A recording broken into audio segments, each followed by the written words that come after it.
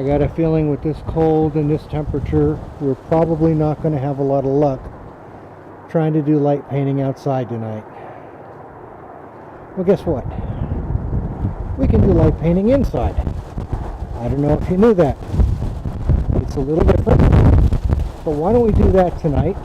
I'll do regular light painting maybe Sunday or Tuesday as the weather improves. It is still just the beginning of March after all.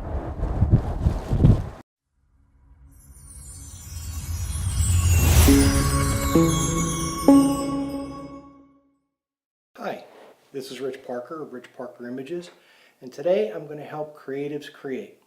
The goal here, since the weather is bad outside, is that we're going to do some light painting indoors. It's actually a good way to start into the process. So, without further ado, let's get started. We'll talk about a couple tricks and how to get your camera set up, and then we'll get into it. Let's talk about camera settings. Now you'll notice this room is not completely dark. And that's intentional, that's so I don't trip over things. But we can make the camera think that the room is dark, or at least dark enough so that we can make some good, well-contrasted light painting type exposures. So the way we do this is, first we're going to set up aperture priority and just get a rough idea of what to do. And what I ended up with was brought an f7 or an f8 at half second at ISO 100. Pardon me, ISO 100. I'm still getting used to that pronunciation change. Now, here I am with my house lights down except for the light behind the camera. We'll take a 5-second shot at f8, ISO 100. What you're going to see, look close, you're going to see the table.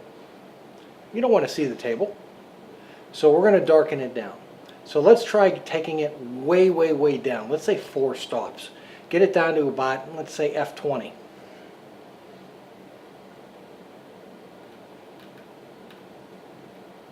There. Still 5 seconds because we're in manual mode. Remember, the aperture priority mode was just to figure out a starting aperture so we know it would ever see the wall, and now we're getting rid of the wall. And you see now, it's not perfectly black, but it's really, really close. Based on this, we're going to take some pictures.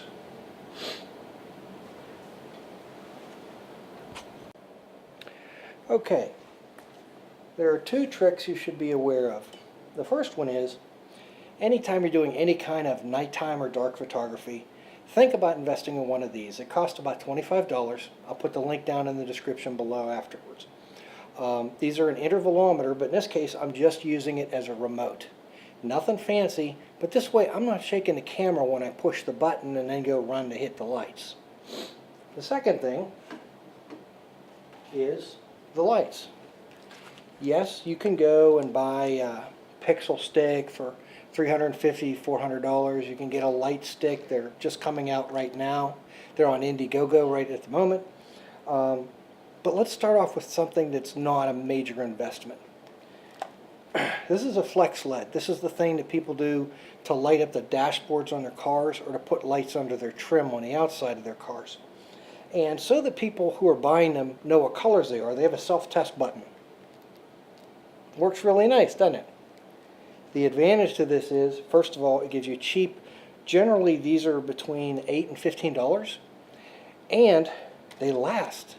Even if you're using it maybe 2-3 times a month, which would be unusual, but even if you're doing that, I've had this since June and it's March, so they last a really long time.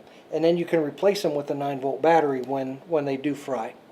The other thing is I leave them in the packages so that the actual plastic wrap acts like a partial diffuser. Alright, so what I'm going to do is I'm going to wave 2 of these different colored LEDs in front of the camera while the shutter's open, and then we'll see what it looks like.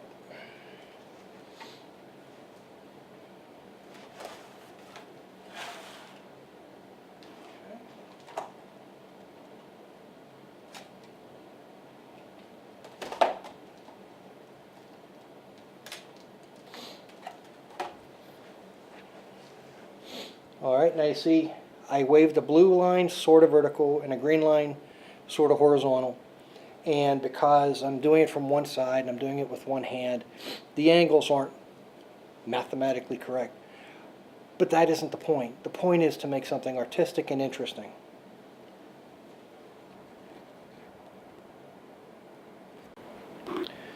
Okay, so nice little lines of light. That can be cool. You can wave them around, you can create walls of light, do other sort of semi-3D effects, and those are nice. But it's not all that interesting, right? It's a straight line. Even though there's a bunch of them, there's still a bunch of straight lines. Let's deform those lines with something like a little crystal ball. I happen to have here a little lucite black, acrylic black top, and on that I have a crystal ball. So let me pull those over in frame, and then we'll run this again.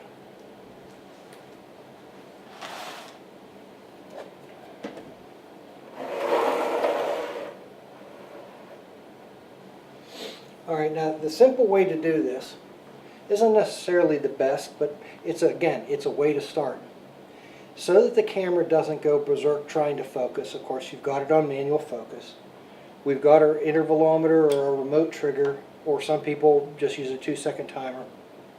We're now going to shoot through that little crystal ball that I just put. And you see the difference. It's surprising. Something so simple.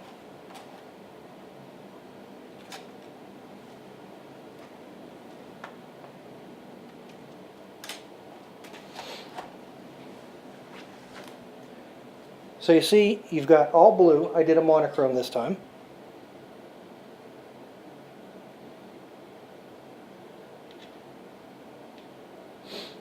But the difference is down here at the bottom. First of all, you've got all the reflection, which gives you more light. And second of all, you've got this deformation right in the middle.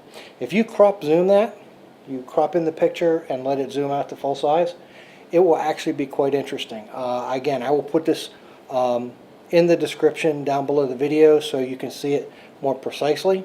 I'll have links to it. This will go up on my Facebook section as well.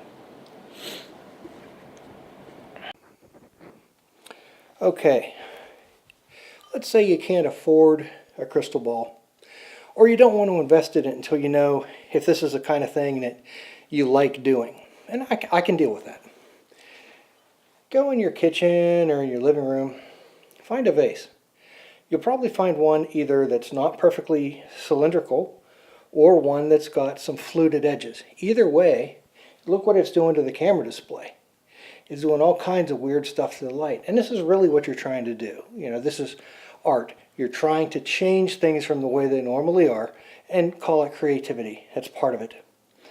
So we're going to put this down in front of the camera and we're going to run another set of lights.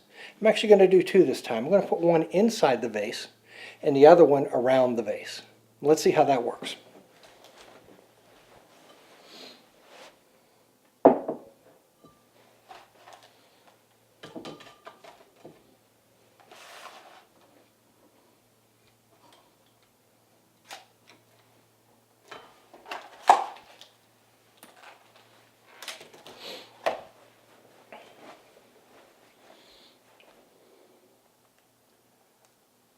Alright, so the ones that didn't move, the blue in this case, was brighter because it didn't move and I left it on for about 2 seconds.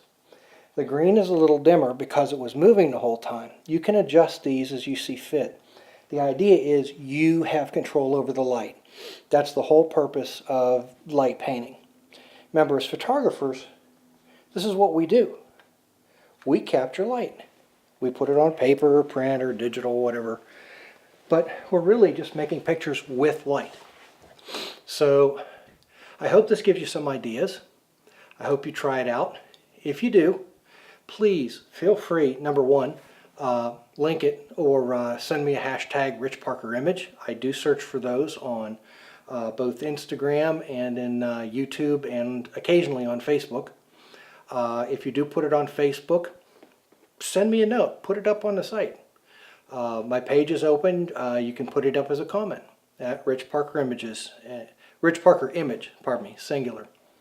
Anyway, either way, I hope to hear from you. Please like if you like this video, subscribe if you'd like to see more of the same, and either way, I'll probably see you in a couple of days with something else to do. Thanks. Bye.